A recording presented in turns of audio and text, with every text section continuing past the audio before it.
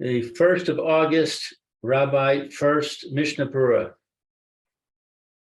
Have their contact information. You could Hold on. I can send you his number. Okay, very good. I can send you his number. Fine, thank you. Appreciate it very much. Okay, no problem. Thank you. Good. Helping someone come to Eretz Israel, so that'll be a big, nice mitzvah. That's what I think.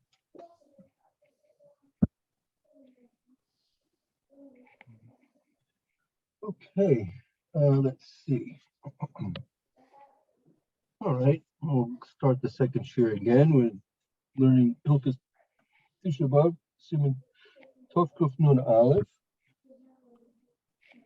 and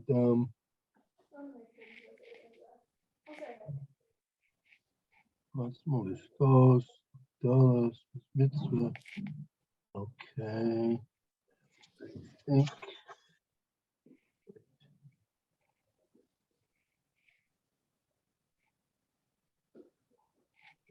Right. Okay. I think we'll start with Sif Yud Aleph today. Yeah,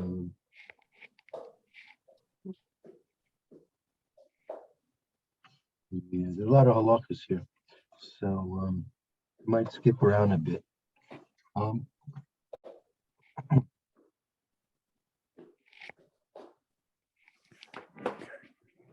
Okay. Yeah. Sure. Thank you, Elise. We appreciate that. Yeah, no problem. Okay. Again, we're in Hilchos Tisha B'Av, Siman Tov Kuf Nun Aleph. We'll start today with Sif Yud Aleph. Sif Yud Aleph. Would you like to read that?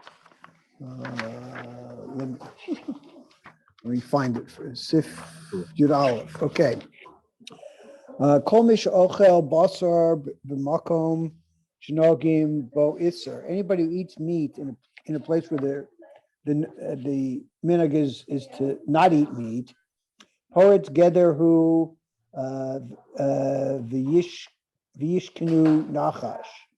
He breaks through a fence, and it's like he's getting bitten by a snake. I think it's in the future. He will get bitten by it.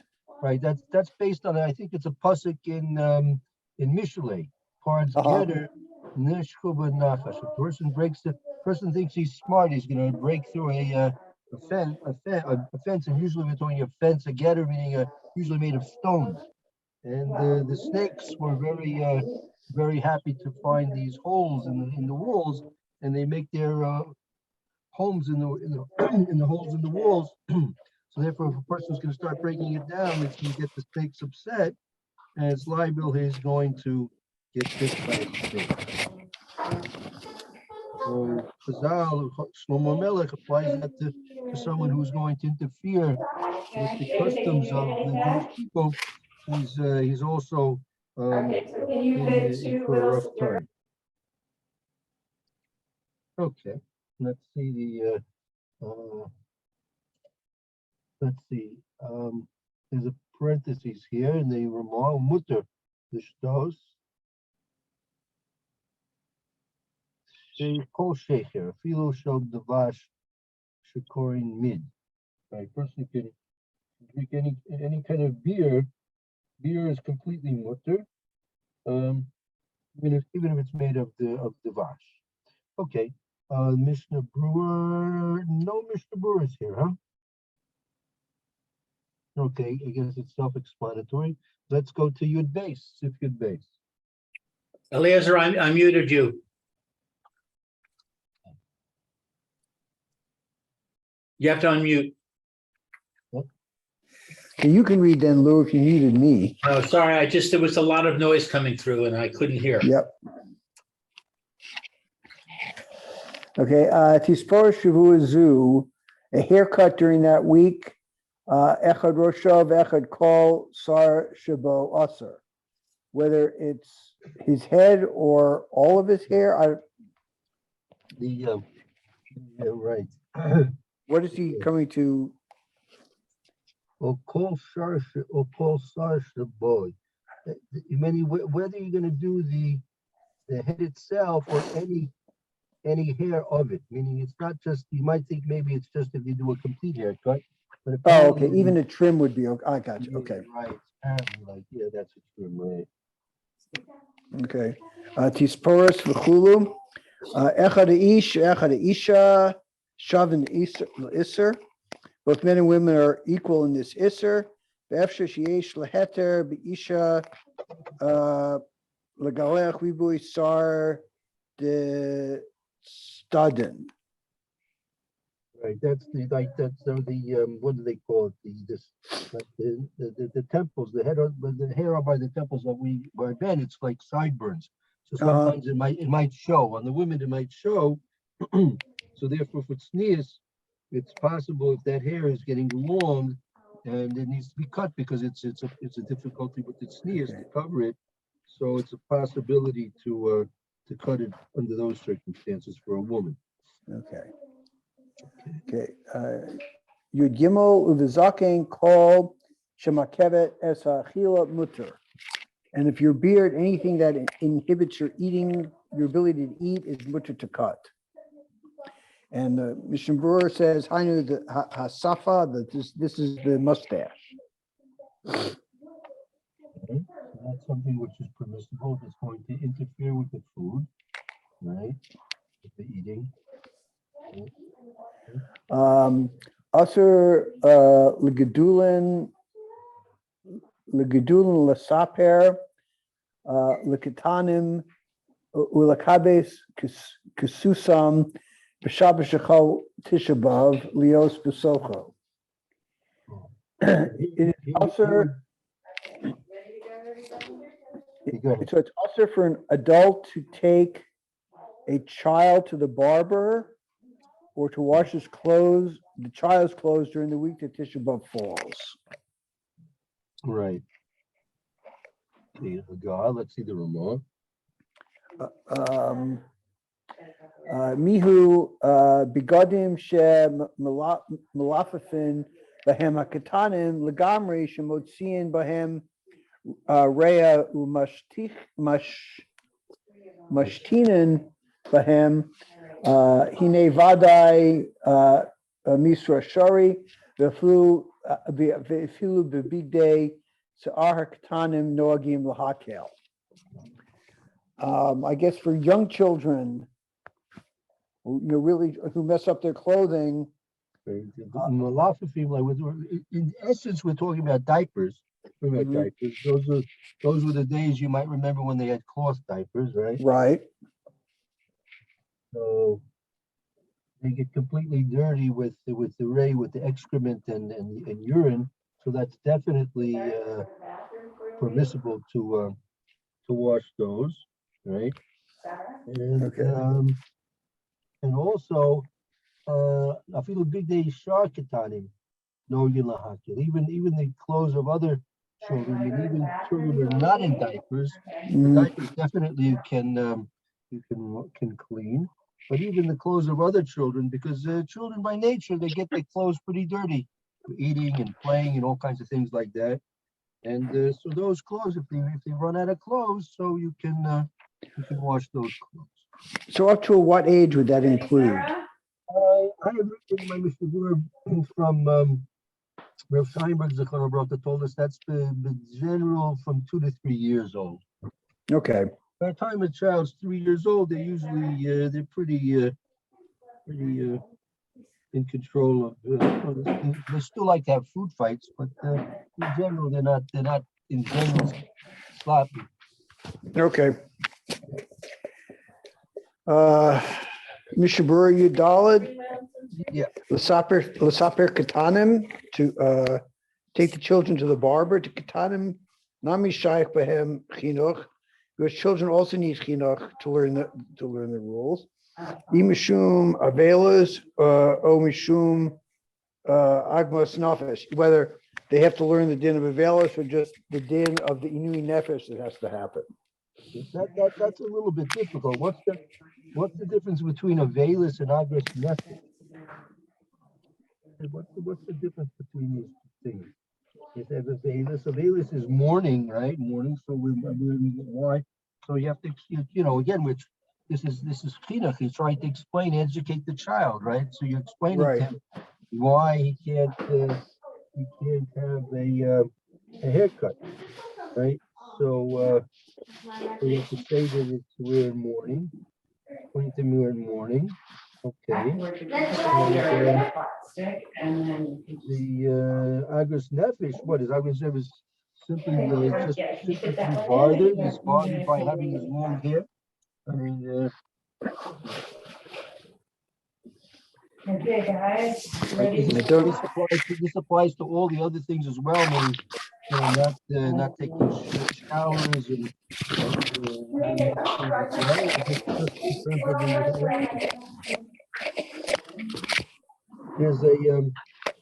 there's a Shard Tzion over here, right? Shard Tzion in Sadi Aleph.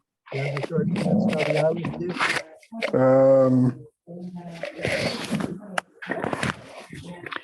So, v'nafino mi bein ha-taimim, and there's between these reasons, l'misha hu pachus v'yen sheish d'lo higia edayin lehinuch.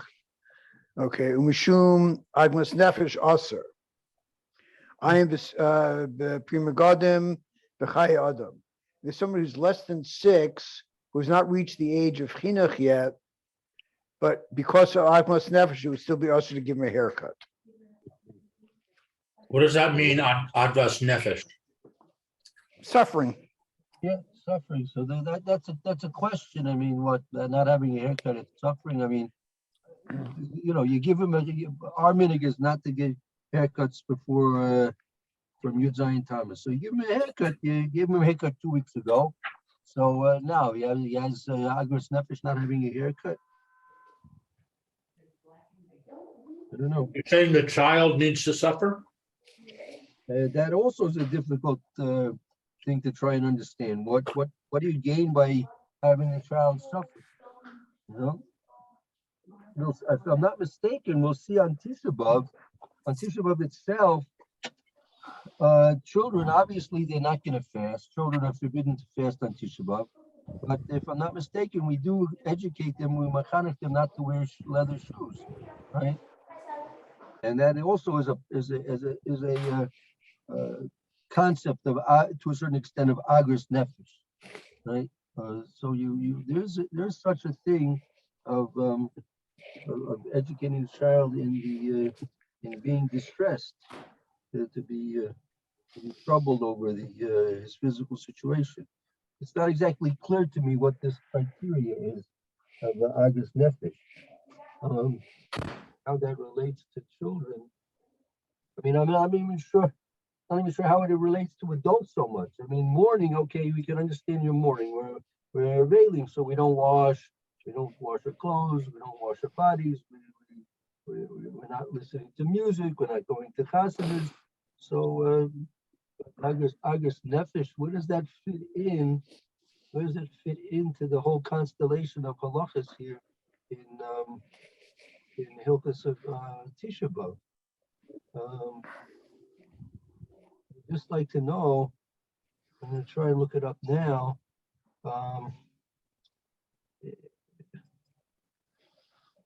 where this is actually mentioned. The Mishnah Berurah usually doesn't make things up on his own. This is Mishnah Berurah in the Pei We talked Aleph. about the Shari Sion said, look in the Prima Godim and Chai Adam. Right. Very good. Okay.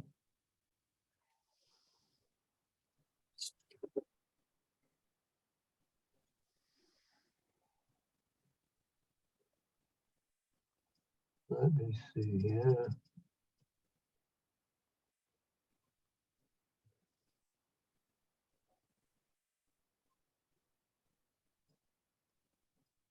Mishnah.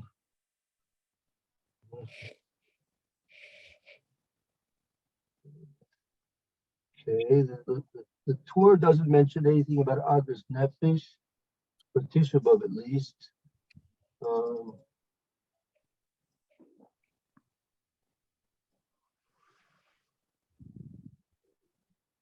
Uh,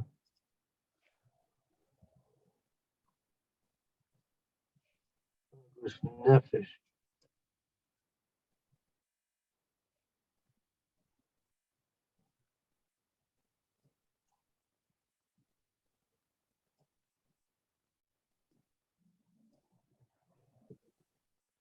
Okay, let's see here.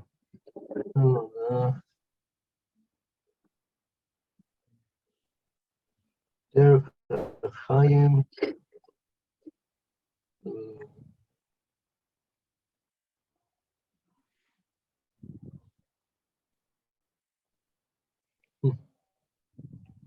Okay.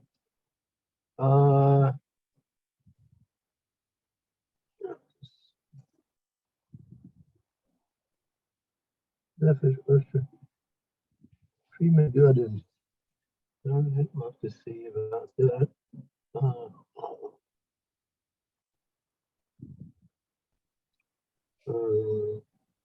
Okay, I'll tell you, while I'm looking, let's continue on with the Mr. Brewer. I don't want to take up too much time to find this out right now.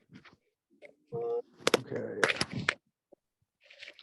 Okay, you don't, Shabbos Shechalbo, Ayin Belio Rabba, Didan, Yesh Lahachmir Betispores, Yudzayin B'Tamas, Ramachmir by haircuts after the 17th of Tammuz, Ukibus Rosh Chodesh, and washing clothes from Rosh Chodesh. V'chayadim Kosav de Litzorah Katanim, In Lahachmir, Af Lefi Minhagenu El B'Shabbazu. And the Chayadim writes that for the needs of a child, we're not machmir, even according to our minhag, except for the week of Tisha B'Av itself. Okay, that's the Chayad. Umihu begadim v'chulu, mikol makom lo yiksu harbe biyachad. And in all cases, you don't wash a lot at once. V'kitsu b'tzina, we wash them privately. The ain mekabso algav hanahar, and we don't wash in the river. I guess there's people who wash in the river. Right, because that's in public. Right. Mishra Shari, ain kibusin shel elu mishum simcha, because these washings are not because of simcha. Just washing for a child. Right. Okay. Okay. Tesvav. Misha Tachpuhu Avelos Shel Meis V'Shel Shabbos Zu V'Hichvid B'Sa'aro Mekel B'Tar Avalo B'Misparayim. I guess there's somebody who's finishing his Avelos for a mace, and then right away the week that the Tisha B'Av falls is starting. Okay. Right. So he's been refraining from taking haircuts for that. I mean, that could be. I mean, our minhag is. I mean, it could be for a father and mother. It could be 3 months or more. It could be Right. Could be quite a long time. And he's bothered by his hair. We'll make it with a razor, but not with scissors. Umakabes kasuso, b'mayim of alo ben neter b'chol, and he can wash his clothes in water, but not with soap. Now, one of the things you have to ask about this was written almost 100 years ago, or 100 years ago, Right. and the general minhagim have changed significantly since then. People don't wash clothes in a river; they have washing machines. Right. What was practiced then is not practiced now, and so how did the halacha obviously has to change to reflect the new realities of life. Right. So you're asking specifically about like the doing of the laundry? Well, yes, specifically in the laundry issues. If you're worried about doing it in public, well, people have washing machines. Nobody does laundry in public. You have a washer and a dryer, and nobody knows what you're doing. Right. So that whole concept of why it should be, meaning the public issue, um, that because we originally learned it was in Sifkat the very beginning, Sifkat hold on. The general prohibition of doing laundry is because it's a hesek das from the Avos, right? That a person's going to take his mind off of the morning that he's supposed to be trying to focus on. Right, but Right. that was also the case when laundry was a very labor-intensive operation. Now you throw things into the laundry, you push a button, you walk away from it. You don't think about. You think less about the clothing. It's not the chesed hadas isn't really there because it's not a Yeah. time-consuming operation. It's not a labor-intensive operation. Yeah, well, so that's one aspect, but we could ask the question why if it's simply a labor intensive operation that's gonna because it's not simply the amount of work that's going to be involved in actually doing, because otherwise we could have come along and said you can't get involved with any busy job, right? Like you can't go to like, just like we have different things which you're forbidden to do before mincha or ma'ariv. You can't go Right. you can't tan your leathers because it's labor intensive and you might forget to daven mincha or when I Right. forget to ma'ariv. Right, so we don't see there's such an issue of those type of things. So the specific point of labor intensity was not simply the only reason why we forbid washing the clothes, because washing the clothes, there's a certain, I mean, we don't, again, that's also part of our lifestyle. We don't appreciate the clean clothes the way they did. In Exactly. those days, they were, Exactly. washing clothes was a you do that for Shabbos, you do that for Yom Tov. They didn't. First of all, they didn't have water like we have water. Water you have to, like I said.